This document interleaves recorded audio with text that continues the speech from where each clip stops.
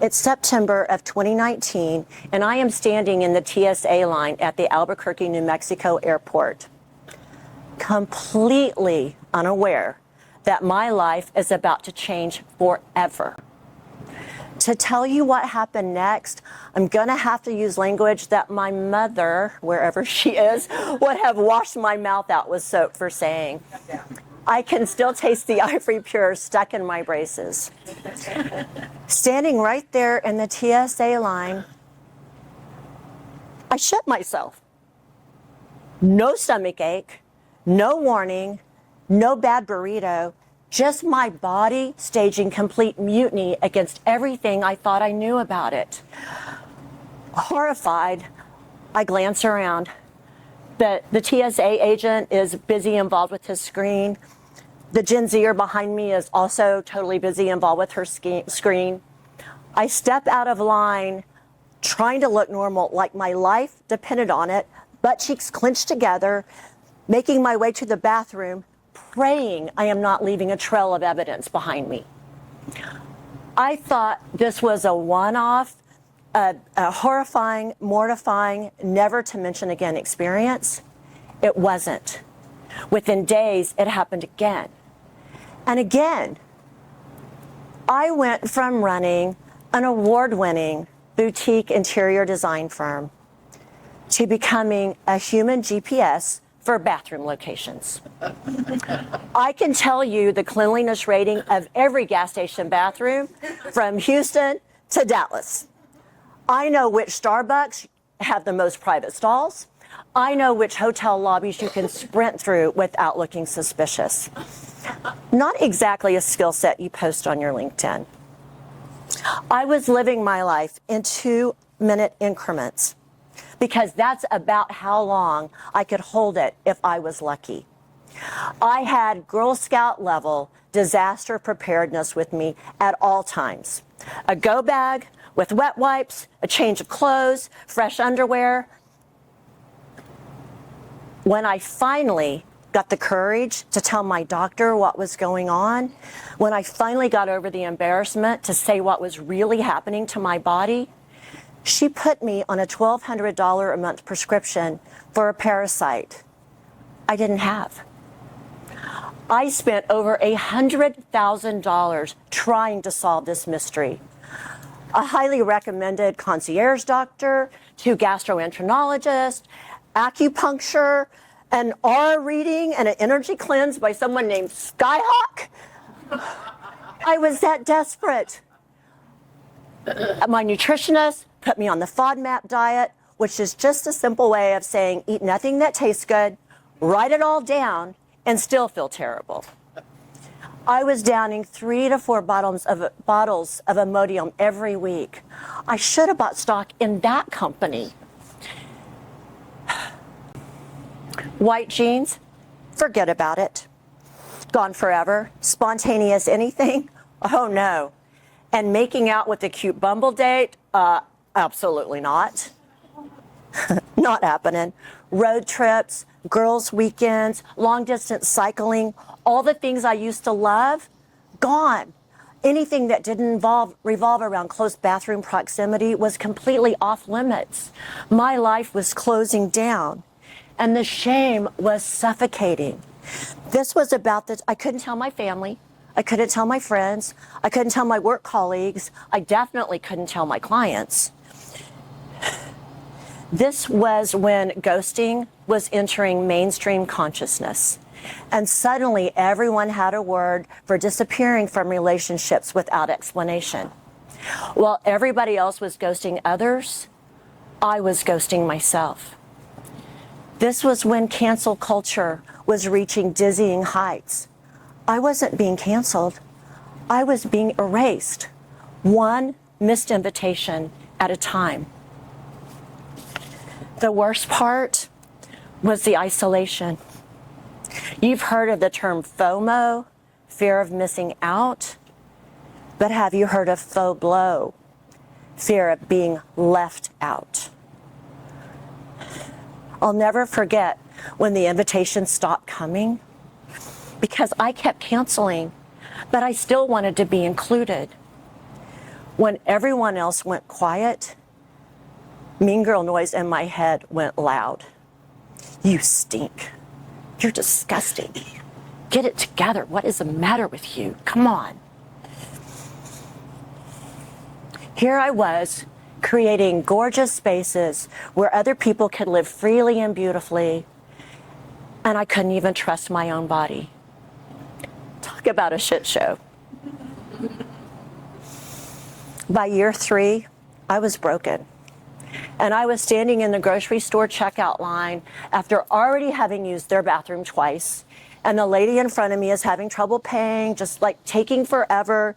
And I'm thinking to myself, oh, please don't let me shit myself right here. I'm looking around, looking for escape routes. I'm wondering if I can just like leave my cart without looking crazy. And all I can think of is avoiding like clean up on register 9, announcement over the intercom, right? When I catch myself in the checkout divider partition, I catch my reflection. And I look put together. My outfit was on point. I was having a good hair day. I looked like somebody who had her life figured out. By all accounts, I looked like someone who had her shit together. But here's the thing about that phrase. Having your shit together has become our cultural shorthand for competence, self-control, trustworthiness. If you can control the basics, then you can be trusted with the important stuff. The irony was absurd. Here I was, unable to control my most basic biological function, when everybody else around me saw someone who had her life all figured out.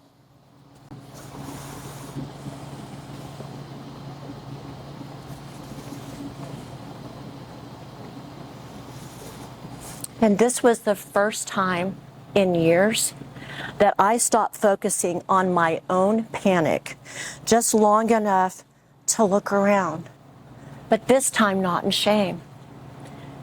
I looked at the cashier. She looked tired, probably working 2 jobs. The embarrassed woman fumbling, trying to pay. She looked embarrassed, probably stretched thin financially. The guy behind me kept checking his phone, stress all over his countenance.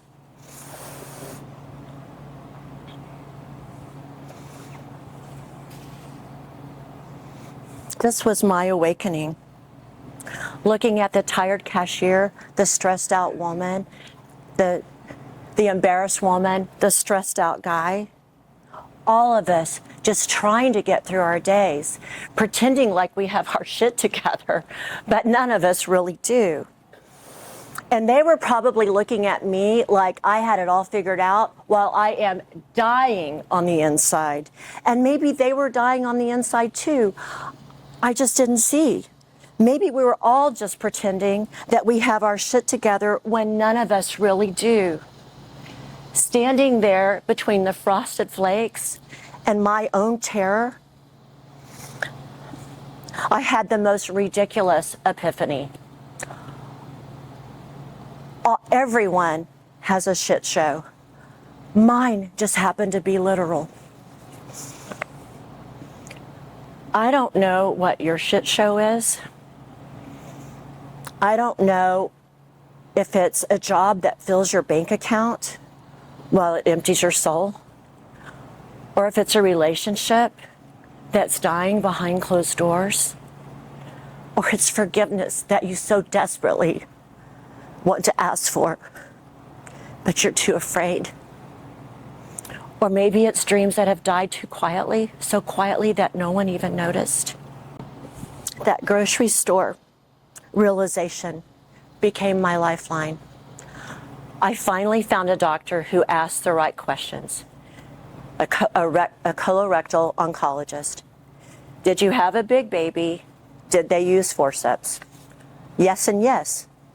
Finally, who asked 2 questions. Did you have a big baby? Did they use forceps? Yes and yes.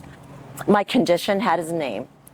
Fecal incontinence, or as I like to call it, fecal incompetence.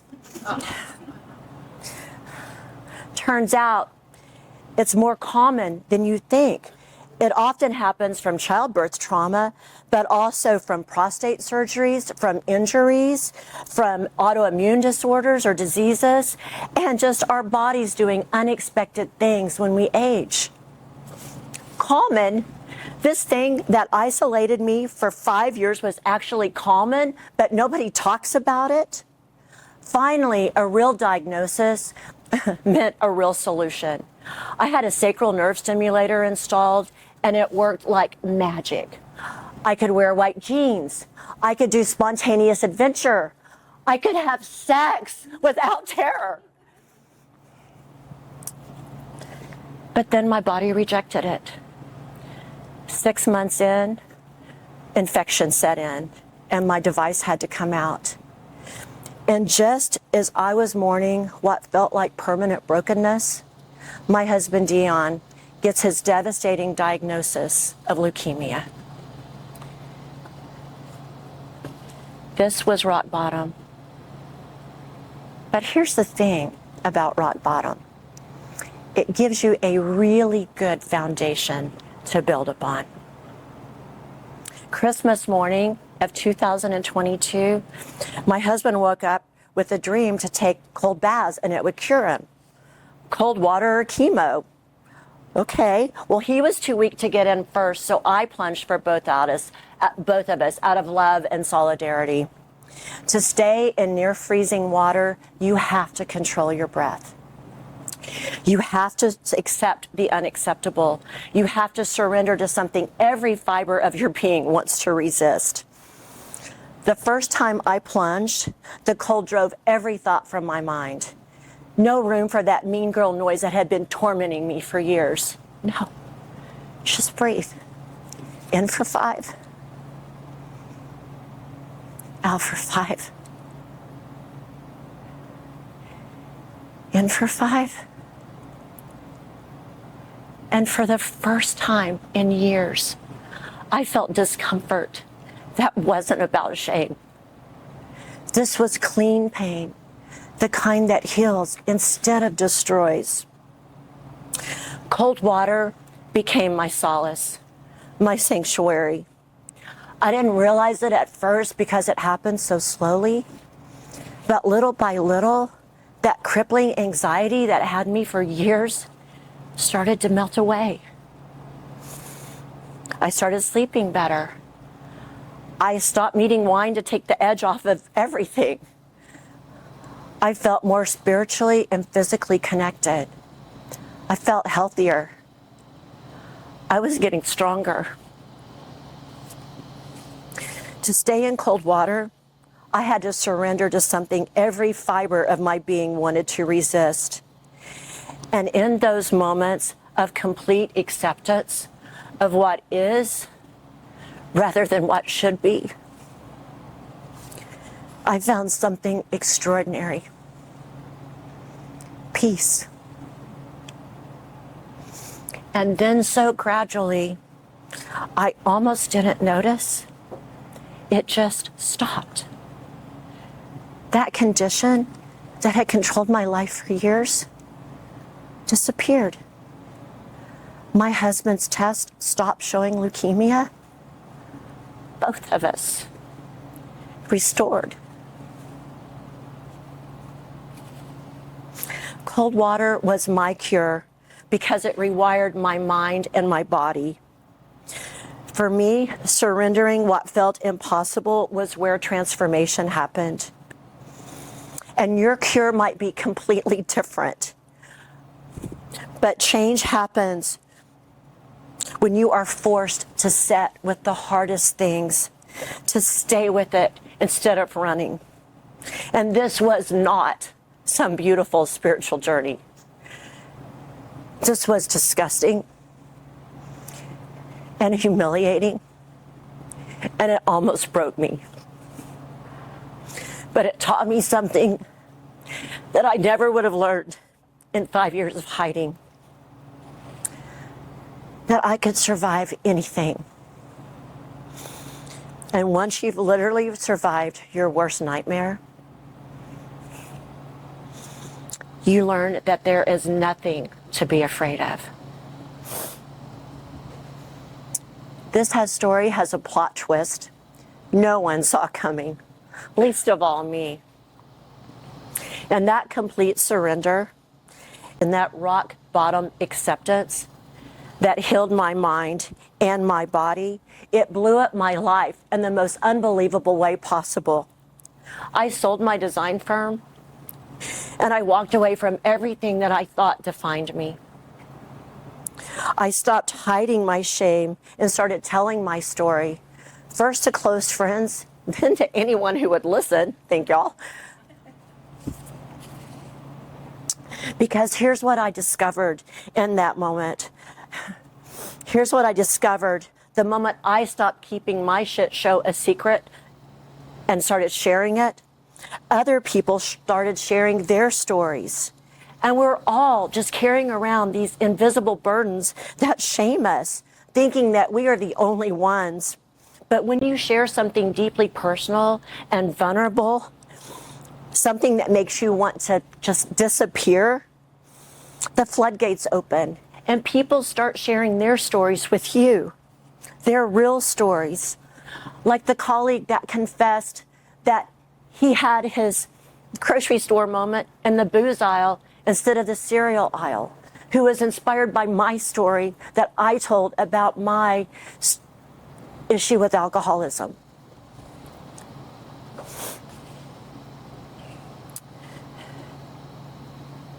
And here's a fun fact. It seems, as it turns out, there is a shocking number of people who have poop problems in their lives, just like me. Real life shit shows. Who knew? All of these conversations taught me something, that we're all just pretending, that we're all sharing the safe stuff while keeping the really tender, vulnerable, embarrassing things locked away. But what if we looked at the person next to us in the TSA line or in the grocery store checkout or in the mirror and remembered that they're fighting invisible burdens we can't see? So here's to your shit show. Whatever it is, may you find the guts to face it, the strength to survive it, and the courage to let it crack you wide open instead of break you down. Because when you're stripped of every pretense, you'll discover that shame is a terrible life coach, but an excellent teacher.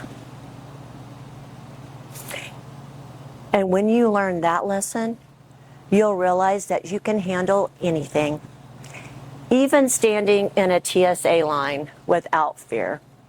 Just maybe pack some extra underwear for your journey. Thank you, guys.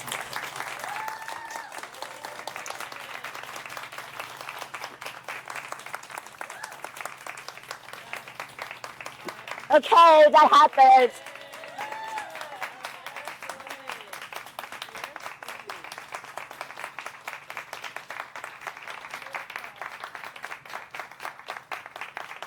Wow. Thank you, thank you, thank you.